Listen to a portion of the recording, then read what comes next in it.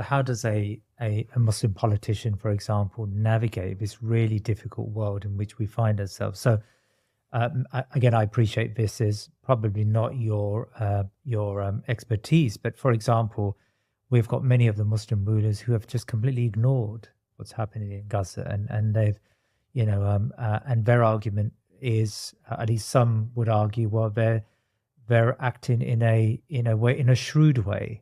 They're attempting to negotiate the benefits for their people and thinking about the longer term. Is that an acceptable excuse to give, in the eyes of Allah subhanahu wa ta'ala, because the Sharia is quiet on some of these, or at least has a lot of space for or license for these politicians to act? So I'm not a politician, and so my answer is, so what I would, so my answer would be no. Mhm. Right? So, but why? Because it's actually not about the politician. It's about the Muslims who are also being governed by the politicians.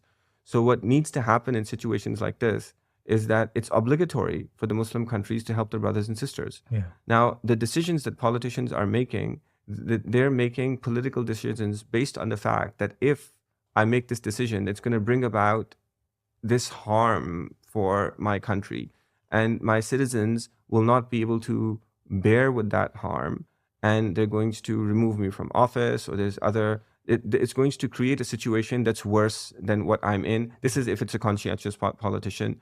If it's not a conscientious politician, then they'll have other like personal gain interests in mind.